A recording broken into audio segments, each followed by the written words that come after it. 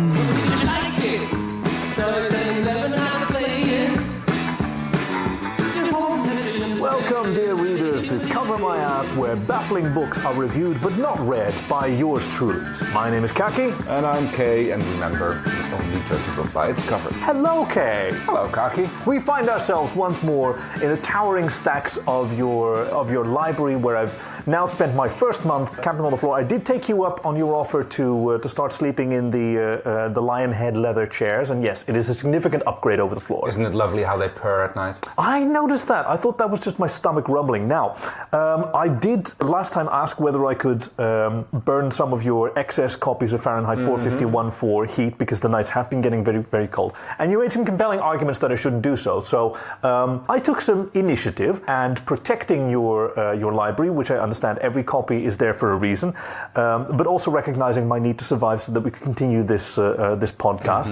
I went in search of something that I could burn in the fireplace to keep myself alive, but that wouldn't be missed too much, and I settled on the index cards. Yeah, but don't tell me they had sentimental value. No, but they had practical value. Yes, they were extremely warm, and they helped me through the cold winter evening. So I think that this is an entirely satisfactory solution. As co-hosts, we should...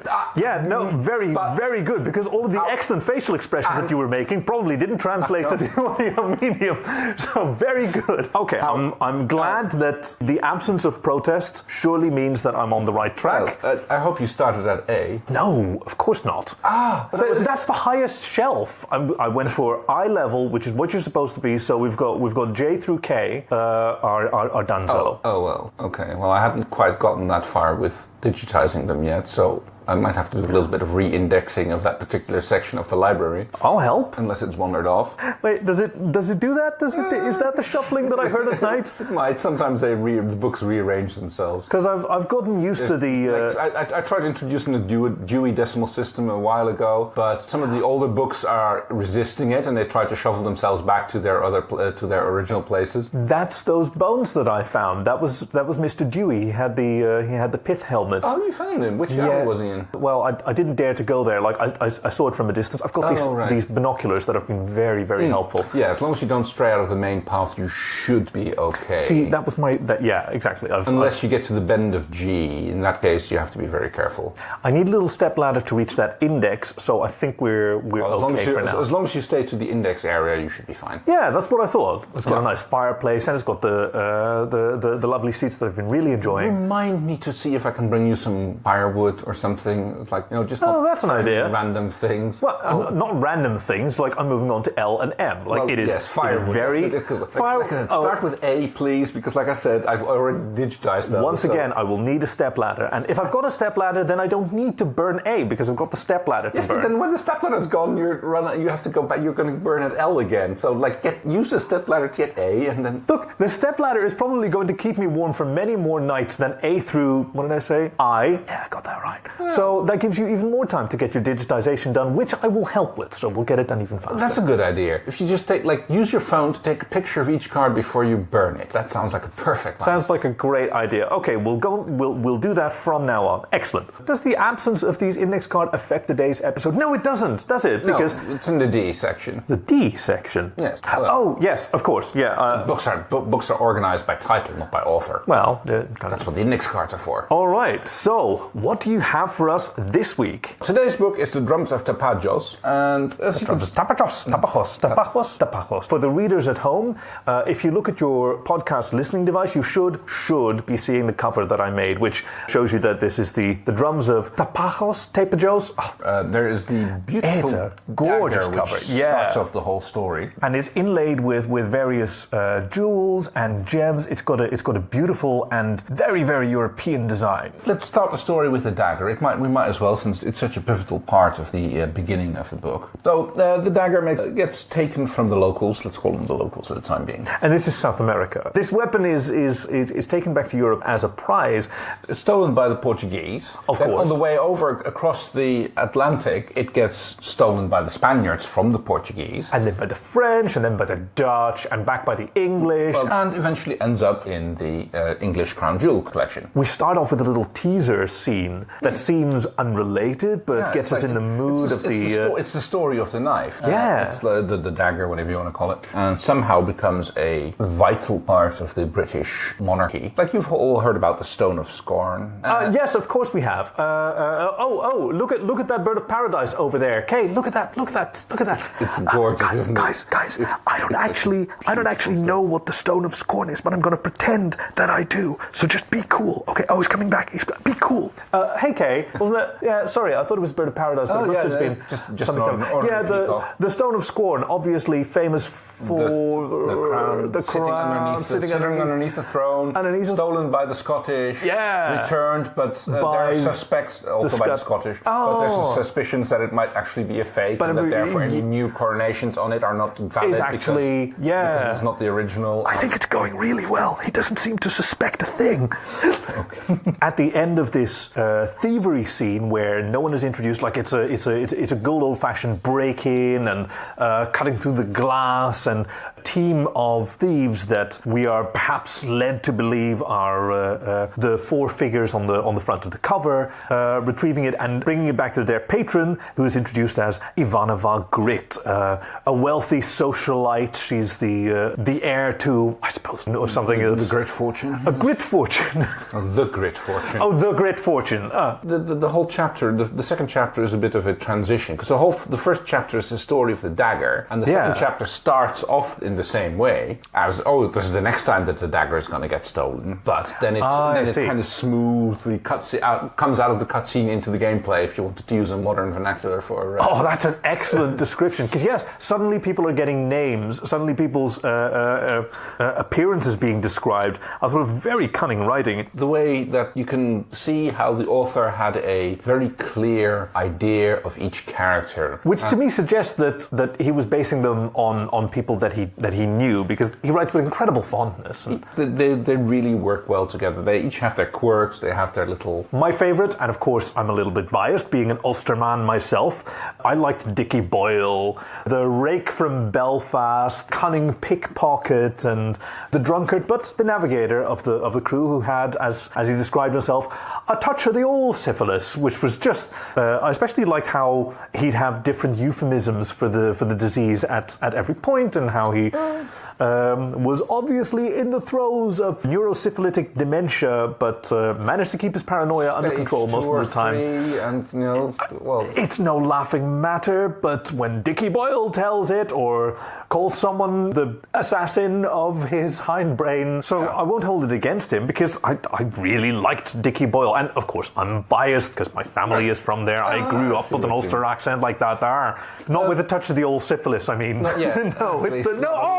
that's a terrible thing. Don't you put that evil on me, Kay? You take that back. Who was your favourite character then? Oh, I think I like Barnsey best. Barnsey. He's just like the little cocky, little fast talker. He's like very debonair when he wants to be. There's not a situation he can't talk his way in or out of. So no, I like his ability to basically change guises. Like he puts on a different hat and a different coat and changes his accent, and suddenly he's like Face in the A-Team, isn't he? Yeah, very much so. Except shorter. The third member of the party is Dr. Kelly Kennedy. Okay, I don't know if you picked up on this. I thought that he was maybe a reference to Dr. James Barry, a very important figure in Western medicine, who long after his death, he served in the military division. Turns out that he was born a woman. It was never clear whether he was a transgender person or cross-dressing or a woman living as a man, as was necessary very often to achieve a particular career goal that wasn't available to women. But turned out to be a very successful doctor and surgeon, even, I think. Oh, yeah. A pioneer in a whole bunch of techniques and fields. Hence we're continuing to... I think the convention is to continue to use male pronouns for Dr. Barry, because that's how he lived and died. But at least by modern standards. Certainly. So Dr. Kelly Kennedy is, I guess, less subtle about it. I mean, never described as being feminine or having female pronoun. Like, this is purely something that I'm reading into the material. As they travel, their banana supply continues to dwindle, and he, like, constantly gripping his supposedly massive, visibly curved genitals through his trunks, described as having the trots pretty constantly, almost having as many different words for diarrhea as Dickie Boyle has for his touch of the old syphilis, as an excuse for why he never takes a standing piss somewhere. No, it's always an emergency number 2 because he has the giga shits or something. I suppose that makes sense, because like most books don't really spend a lot of time dwelling on matters of the bathroom unless there is a particularly good reason to it. So you actually might be onto something there. Yeah, and the fact that Dr. Kennedy does the same, where they're talking about their honeys that they've left behind or the desires that they have for companionship, and he talks endlessly about his obsession with vaginas and like describing his delight in the clitoris and how many particular lips a vulva might have, and particularly which is how many the amount of variations. Hey, how many lips does a vulva have in your experience? Typically, there's 2 sets. 2 sets of 2. Well, this would have been a great opportunity to expand our universe that we're creating by inventing new genitals for 50% of our planet. But okay. I guess. Let's not go there, shall we? I never have. Oh, wow. Hey, Heath Coburn, the last one of our foursome. He's how generous of you to pronounce his surname. I mean, the other interpretation of the way that his surname could be pronounced is already covered by Mr. Boyle. So I think we're good here. Yeah, like Barnsey's the only one that doesn't have any kind of genital fixation. But this book does not seem particularly interested in historical accuracy. Nor cultural accuracy. Nor cultural accuracy. In fact, like the whole journey from London where they meet up to, Rio, is it? I presumably think they go via Rio and then somewhere up the Amazon. Make it to Rio, we have the scene in the bar. There's like procuring the boat, going up the Amazon, coming to... Yeah, by the ruffian Chafe, who offers his services as a guide through the dark continent, but has an agenda of his own. We're led to believe that it's nefarious. We're led to believe that there is a greater plot or malice at working against them. But no, he's just a thief. No, he just wants their... He just figures that he's got a shot at a dagger, and it's like he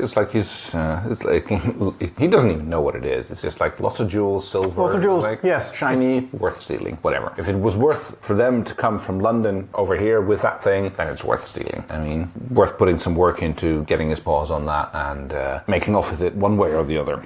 Because Ivanova sent them off with this dagger to find the source of the dagger. That is at the foot of the end, is at the end of the Amazon, which narrows it down to a first. Meek didn't know geography. I mean, there's like none of his readers did, presumably. Well, I know, but it's like there's a mountain range there. There's a big river there. So if you say at the foot of one, at the end, at the beginning of the other, it's going somewhere in that area on the map. Never mind that's like the size of fucking Europe. And this is where the plot starts to develop. Yeah, it's exotic locations. It's some smaller sub adventures, like them outwitting Chafe on a boat when he's got them.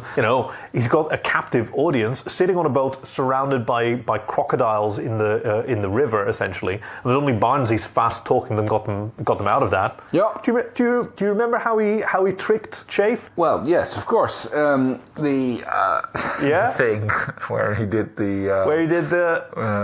with the bottle of booze and the snake and because yes, exactly, and he pretended that it's just the worm at the bottom of a bottle of mezcal, and he got him to actually drink an asp. Asp, yes. Well, a very small one. I mean, it was just aren't they? What's an asp? A snake. Oh, it is a snake. I'm good. Egypt. Should probably edit this out then. The horrible asp. The horrible asp.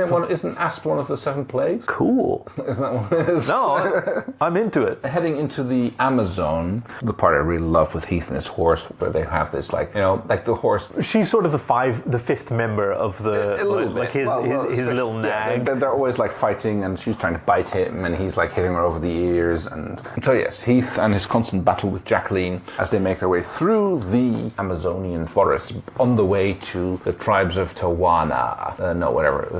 Tahipa, Tajula. Do you mean Tapajos? Tapajos, that was it. Tapajos. Tapajos. Oh. Oh. Tapas horse. We're actually about halfway into the book when the main characters get back to the point where the whole book started, which was the origin of the dagger. The tribe... Yes, in the deepest, darkest forest beneath the shadow of the volcano. It's always a fucking volcano. There's no volcanoes in South America, but apparently the Colonel did not matter. Yeah, exactly. It was always a volcano. Yeah. So the Tapajos tribe and their...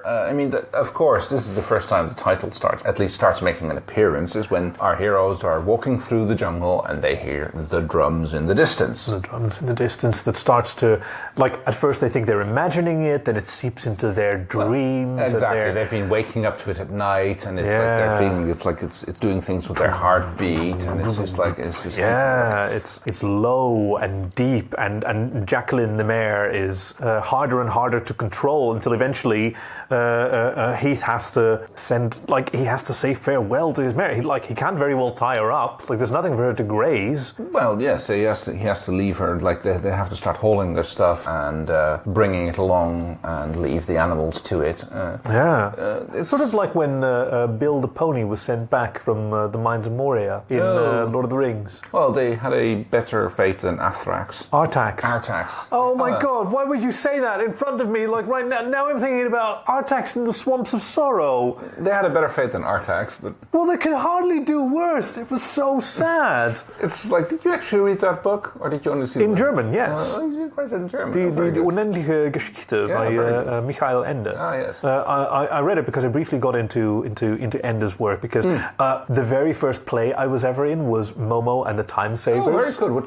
Which part did you play? I was a little barber, and I was precious. I was just adorable. I had a little moustache. There was a barber character. I honestly don't remember. Must be one of the people who get talked in by the Time Savers I had to get there. And this was me, and I was like 11, and I had to pretend that I was very cold, because when the Time Savers come in, you're very cold. Yes. But yeah, so after that, our heroes hear the drums growing louder and louder, and they show themselves actually be quite capable explorers, far more than they have been so far. Like, they show proper noise and light discipline. Yeah. They approach carefully. They're aware that they're being watched. We suddenly see why they were hired. It's like it's been this ragtag bunch, and suddenly when the dirty dozen, when more the like going a gets queer quartet. very good. Yeah. So suddenly when the going gets tough, they suddenly start coming together as a well-oiled machine, and it's like I really like that. That's like, again, part of the group dynamic that the Colonel manages to write into the characters. That like, he may be channeling from his own. Yeah, exactly. It's a ragtag bunch, but when the grindstone comes down, suddenly everybody falls into their slot, and everybody does their thing as they've obviously been doing, because like Ivanova wouldn't have handled and hired an incompetent team for this. Dr. Kennedy, his investigative techniques help them to steer clear of the watchful eyes of the Indians, as Meek describes them. Like, that's like no effort to early science fiction. It's like they might have been Yanomami, they might have been any one of a million tribes. Like it's a vast country, but no, it was just Indians on the inside. Sure, whatever. Dickie Boyle is a bit of a liability. Like, he does have the paranoid dementia going on from the neurosyphilis, but he manages to keep it largely under control. Everybody kind of knows what to expect and knows when to step on his toes and when to... Which is a bit of a danger when he sees another boogeyman and everybody dismisses it, but those were actually the... the tribesmen, the Indian, the cultists. Oh, do you think that's what it is? I thought that was the first hint of the horrors that lurk, Which I'm very excited to get to. And apparently so was Meek, because, wow, the tempo sure does pick up at this point. Yeah, absolutely. It's like we're introduced to the local tribe. There's the whole bit of getting to talk to them, which is kind of glossed over. I guess they speak English. I think, we're supposed to believe that they ate a missionary or whatever. They speak the barest amount of English. Apparently Heath manages to speak Portu-English. Portu-Greek, Anglo-Portu, Anglais. So Heath managed to speak like Proto-Spanish, something which the locals apparently also managed to have picked up from eating a missionary. So... No, come on. So, after eating the missionary... I think we've just hit on the title of this particular podcast. I thought we weren't going to get there, but eating the missionary.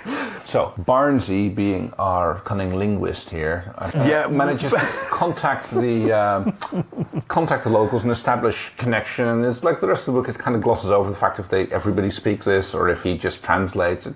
He presumably translates for them. I mean, that was that was the way that these stories would progress. Last of the Mohicans, you had a translator standing off to the side and just quietly kind of like glossing over the whole language barrier thing.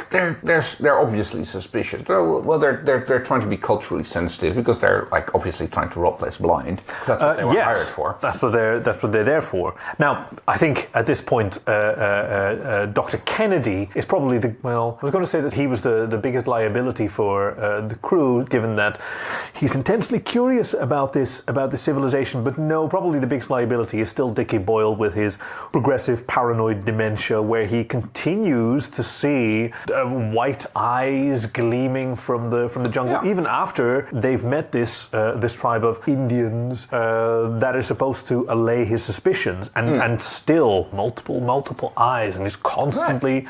I see where you're coming from. Barnsey tells Kelly to go off and investigate. Who takes Heath along, and they go exploring the area of the drums. And this is where the book turns into a bit of I wouldn't call it a jump scare movie, but there's a lot of. It was so well done, like the supernatural element, despite the fact that on the cover it says science fiction, but no, this supernatural element sort of comes out of nowhere. It's almost like The Devil's Advocate, which I once showed to my boyfriend without telling him what it was about. The one with Al Pacino and Keanu Reeves. The one with Al Pacino and Keanu Reeves, where for the first third or something, it's just a thriller. It's just a legal thriller, and then he's in I think he's getting like a suit measured at a tailor's, and then the woman assistants around him, and their faces just distort like demons, and my boyfriend just jumped out of his skin. Fuck!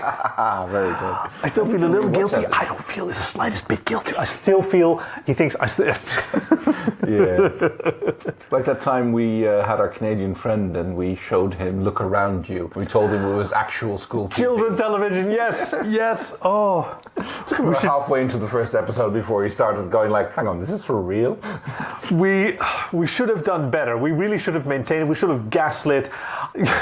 What an awful kept thing it up to for say. a good long time, but it was fun. I regret not gaslighting our good friend better. What a terrible thing to say. But what an incredible gift to someone, because nobody can read. I mean, we're kind of spoiling it now. Nobody can read The Drums of Tapajos this way for the first time and then be utterly surprised when, it's not just the paranoid dementia, neurosyphilis suffering Dickie Boyle that's seeing these things. To be honest, the fact that the book is called The Drums of Tapajos kind of suggests that there's something about, the moment the drums start showing up, you go like, okay, here we go. We're getting into the home stretch, but I thought it was also daring writing.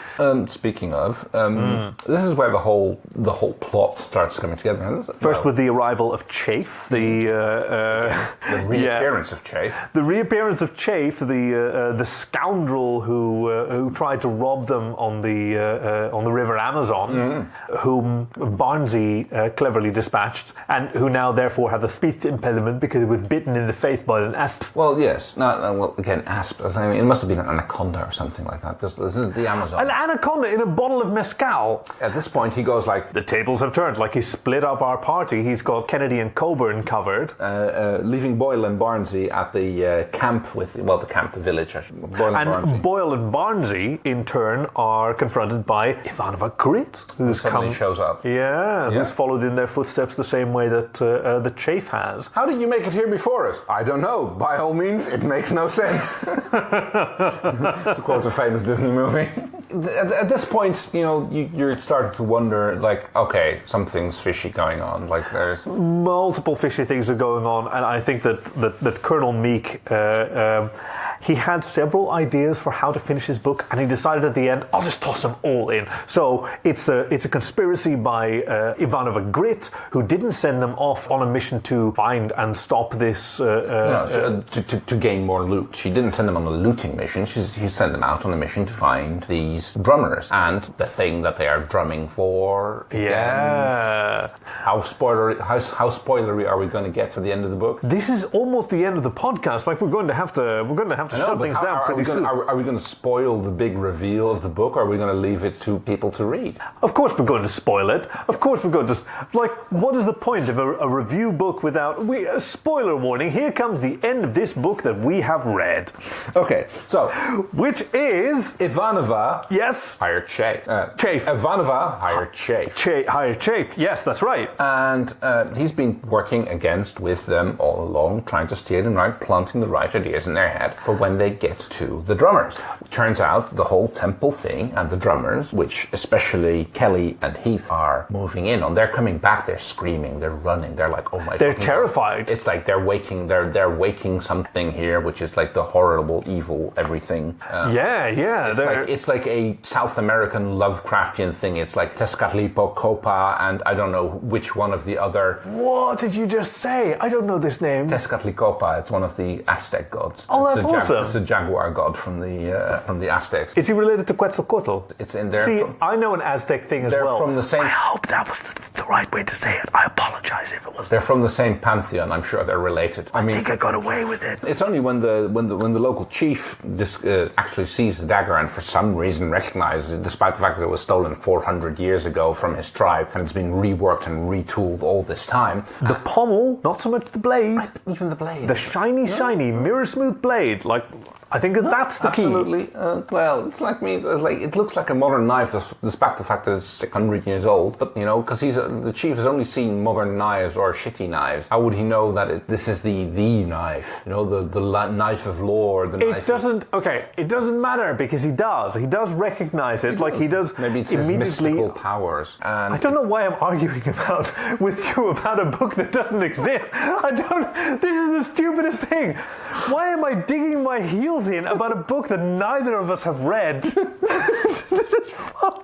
At the end of each episode, we review the book that we've been synopsizing. Let's see, how are we going to scale it this time? Because previously we've done it out of 7. What's a good drumming number? How many 8ths would you rate this book? I would give it 5/8. Can you drum a 5/8 rhythm with your musical theory? Oh God! Thump your chest so the audience can hear. 4, 5, 1. Oh yeah. Nice, well done. Like how can you tell that a drummer is knocking on your door? I don't know. How can knocking gets faster? Sorry, why are all drummer jokes so simple? I don't know. Why are all drummer jokes so simple? So the rest of the band can understand them. Oh god. Oh, that's actually a nice one. Drummers are usually the butt of the joke. Very good. At the risk that I might have made your job a little bit more difficult by burning a section of your index cards to heat myself. What do we have to? Photos of everyone before you. I'll do that from now on. Exactly. After the ones that. Hold on, it's getting a little cold. Let me just add a few more. Photo. Yeah. I'll do that after the. No, photo first. Yeah. Afterward. Taking a photo generates warmth. What do we have to look forward to next week? The next book that we're totally going to read. Okay, so next week we are going to be reviewing a book by Francesco Marciuliano. Ooh, I'm excited. Marciuliano, yeah. Okay, cool. I Could Pee on This and other poems by cats. Can't wait. Okay, and that about covers it. Thank you for joining us at Cover My Ass, where baffling books are reviewed but not read by yours truly. My name is Khaki. And I'm Kay, and remember, we only judge a book by its cover. See, again, we have to say it together so we can hear it over the music. The music gets louder. Yes, I know, sorry. Yeah, but we're doing great. We're doing great. Good job.